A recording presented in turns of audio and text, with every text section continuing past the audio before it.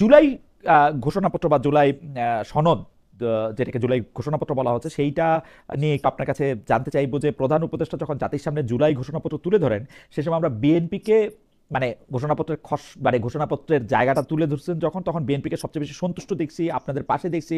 জামায়াতে নিয়ে সতর্ক মন্তব্য করেছিল। এনসিপির কয়েকজন নেতা মানে এখানে উপস্থিত থাকবেন থাকবেন না, কক্সবাজার চলে যাবেন, এটা নিয়ে অনেক রকম চিন্তা ভাবনা করছেন। কিন্তু এখন যে জুলাই সনদটা যে ঘোষণা করা হবে, মানে আজকে 16 তারিখ, আগামীকালই 17 তারিখ আসলে, মানে মানে এখন আমরা শুধু বিএনপিকেই একটু রাজি, একটু খুশি দেখছি। অন্যরা কিন্তু একটু সতর্ক মনোভাব পোষণ করতেছেন, বিশেষ করে এনসিপি বলতেছেন তারা যাবেনই না। আপনারা এটাকে আসলে কিভাবে দেখেন? এবং এনসিপি যেই কথাটা বলতেছে সেটা ইন্টারেস্টিং, তারা বলতেছে যেই জুলাই সনদপত্রের কোনো মানে নাই, মানে যে ঘটনা কোনো মানে নাই, সেইটা দিয়ে তারা কি করবে? আপনার কাছে এটার মানে কতটা? না, আপনার কালকে জাতীয় সংসদের দক্ষিণ প্লাজায় যে অনুষ্ঠান হবে তা অতক্ষণ পর্যন্ত ওয়েট করেন, দেখবেন। আমরা আপনাকে মনে করি সবাই থাকবেন। আপনাকে খুবই কনফিডেন্ট মনে হচ্ছে যে আপনি মনে করেন সবাই থাকবে এবং সবাই স্বাক্ষরও করবে, এরকম আপনি মনে করছেন? আপনি কালকে পর্যন্ত ওয়েট করেন, দেখেন। আপনাকে এই প্রশ্নে আপনাকে মানে খুবই আমরা মনে হচ্ছে যে আপনি জানেন আমাদের থেকে বেশি। আমরা চাইবো যে এটা একটা ইতিবাচক কেই হোক, কিন্তু সবাই থাকবে বা কালকে পর্যন্ত ওয়েট করলে এটা বোঝা যাবে।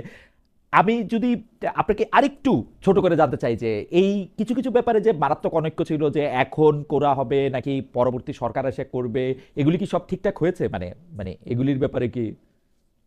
আমরা খুব বেশি অনৈক্য আসলে দেখি নাই। হুম, আপনি আপনি তো নিজে হুম, মানে ল, হুম, যখন প্রথম আলোতে ছিলেন আমার জি, মনে আছে, আপনি ল বিট যে আলাদা একটা বড় বিট হয়, আপনি বোধহয় এটা স্ট্যাবলিশ করেছিলেন।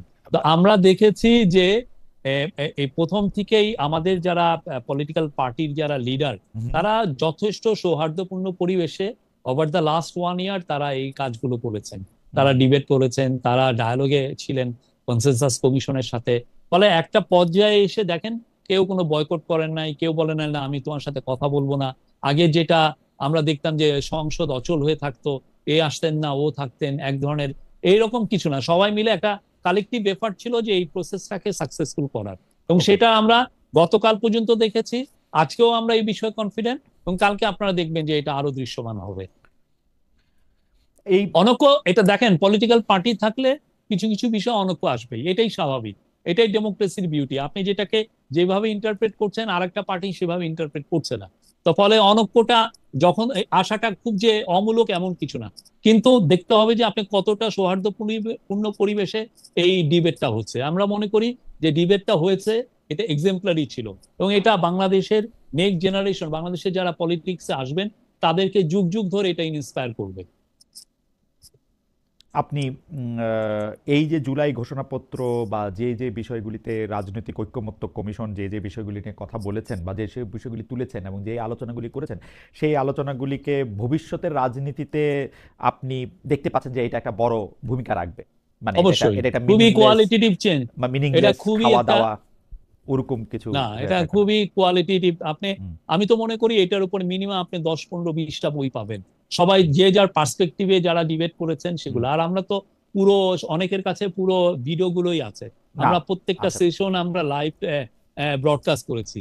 আর আপনি যদি কিছু না হয়, আপনি দেখেন, আমরা 54 বছর ধরে আর্টিকেল 70 নিয়েই আমরা কোনো ঐক্যমতে আসতে পারি নাই। হুম, আছে না, আর্টিকেল হুম, 70-র কারণে আমাদের সংসদ কোনোদিন আসলে এফেক্টিভ কোনো হুম, সংসদ হয়নি। হুম, যেটা হয়েছে, সবাই জি হুজুরের সংসদ হয়ে গিয়েছিল। হুম। সেই জায়গায় দেখেন কি ব্রিলিয়ান্ট একটা ডিসকাশন হয়েছে, এবং একটা সবাই একটা ঐক্যমতে এসেছেন আর্টিকেল এবং 70-র আমার বিষয়ে। আমার আমার হ্যাঁ, আমিও সেই আলোচনা শুনতেছিলাম এবং আলোচনা শুনে অর্থ বিল কাকে বলে সেইটা আবার বেশ কিছু লোক বুঝতে পারছে বলে ওইটা আমার ভালো লাগছে। কারণ রাজনীতিবিদরা প্রথম তর্ক শুরু করছিলেন অর্থ বিলদের, মানে অর্থ বিল ছাড়া বাকি সব বিলই আলোচনা করা যাবে। এখন অর্থ বিল যে সব বিলই যে অর্থ বিল, হাওয়েভার, আমি একটু আহ, সেই আলোচনাগুলি শুনেছি। সেই আলোচনাগুলি আসলেই বাংলাদেশের রাজনীতিতে বা রাজনৈতিক ইতিহাস পর্যালোচনা একটা বড় ভূমিকা রাখবে। কিন্তু বাংলাদেশের রাজনৈতিক ইতিহাস পর্যালোচনায় যারা আরেকটা বড় ভূমিকা রাখে তাদের মানে অংশগ্রহণে একটা বড় কথা আমরা ধারাবাহিকভাবে শুনতেই পাই, সেটা হচ্ছে ডিজিএফআই। এখন হিস্ট্রিকভাবে ডিজিএফআইটা থাকার কথা হচ্ছে সরকার প্রধানের, মানে সরকার প্রধানকে ডিজিএফআই রিপোর্ট করার কথা। কারণ ডিজিএফআই যেহেতু সেনা প্রধানকেও আসলে নজরে রাখেন, উনি তো সেনা প্রধানের আন্ডারে থাকার কথা না। কিন্তু ডিজিএফআই সকল কাজের দায় বর্তাচ্ছে হচ্ছে সেনাবাহিনীর উপর, বা কল্পিত কাজের দায়ও অনেক সময়। এটা কিরকম? এমনকি আমি উপদেষ্টাদের কাছেও জানতে চেয়েছিলাম যে আপনারা যে এই কাজটি সরকারের ভিতরে সরকারের কথা বলছেন, ক্ষমতার কেন্দ্র বলছেন, সেটি কেন? যারা আসিফ মোহাম্মদ সজীব ভুঁইয়া কিন্তু আমাদেরকে স্পষ্ট বলেছেন, আমার যদ্দূর মনে পড়ে আরো একজন উপদেষ্টা, এই মুহূর্তে নাম মনে পড়ছে না, তিনি বলছেন যে আসলে কাগজে কলমে যা আছে ব্যাপারটা তা সবসময় নাও হতে পারে।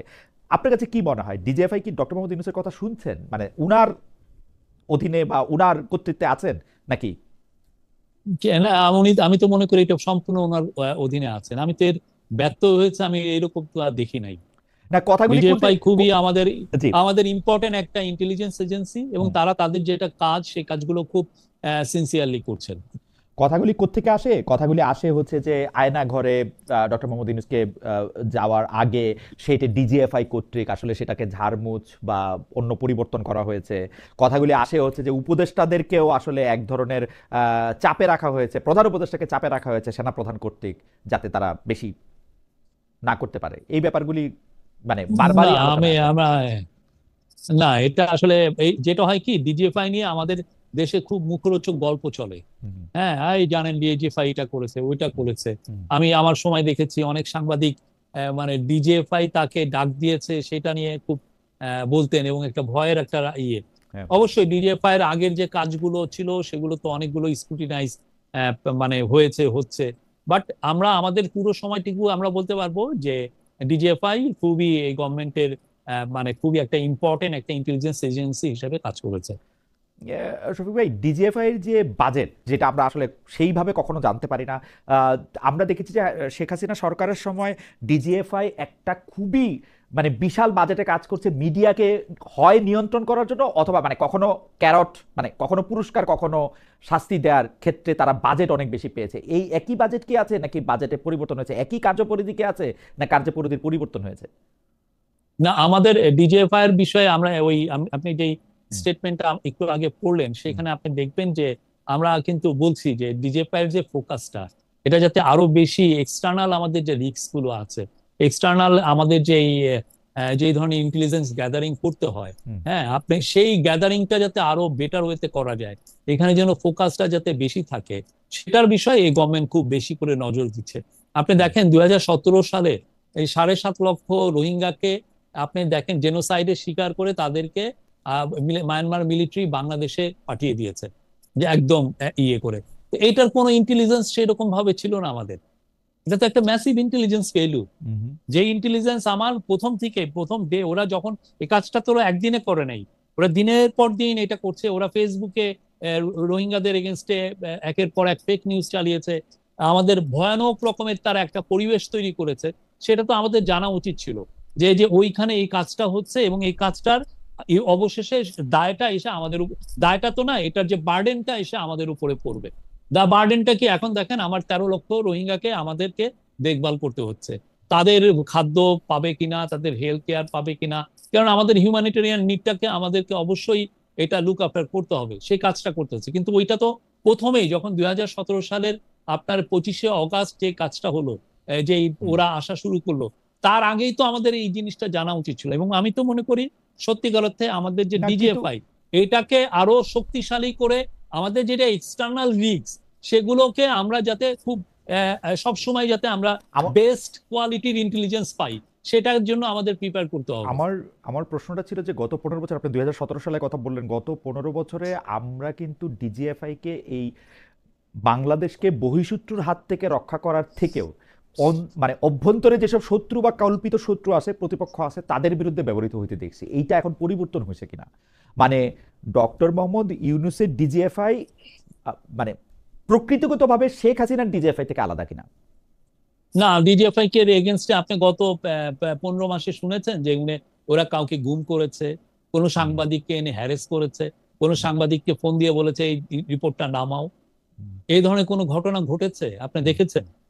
অর্থাৎ পরিবর্তন আমরা তো হয়েছে, মনে করি অর্থাৎ পরিবর্তন হয়েছে। অবশ্যই। আপনি কোনো গুমের কথা হুম, শুনেছেন যে যেন একটা ফ্যামিলি এসে বলছে যে আমার ভাইকে ডিজিএফআই লোকরা তুলে নিয়ে গেছে, হুম, বা একটা সাংবাদিক এসে বলছে যে আমি এই রিপোর্টটা করেছিলাম, ডিজিএফআই হুম, আমাকে থ্রেট করেছে? হুম। এটা এই না ধরনের তো গুমটা আমরা 15 মাসেতে না গুমটা গুমটা গুমকে আপনি না গুমটা সংবাদপত্র শুনতেছি না, আপনি কিন্তু শুনবেন না। কিন্তু ডাইনে বামে অনেক রকম মামলার কথা শুনতেছি এবং সংবাদপত্রকে, শহীদ ভাই, আপনি দেখেন আজকে এই সংবাদপত্র জনকণ্ঠ আছে ওই মালিকানায়, আগামীকাল মালিকানা চেঞ্জ হতেছে, প্রত্যেকটা টেলিভিশনে মালিকানা বা যারা পরিচালনা সেটা চেঞ্জ হয়েছে। তো সেগুলি সেগুলি ক্ষেত্রে ডিজিএফআই বা এদের কোনো রোল নাই, কোনো রোল কোনো রোল নাই। রোল থাকলে আপনারা রিপোর্ট করেন, না। কোনো রোল নাই। আমরা এই বিষয়ে চিফ অ্যাডভাইজারের অবস্থান পুরো ক্লিয়ার। ডিজিএফআই যেগুলো ম্যান্ডেটেড যে কাজ, সে কাজ, এই কাজ তো ডিজিএফআই এর কাজ না, এটা ওরা করবে কেন?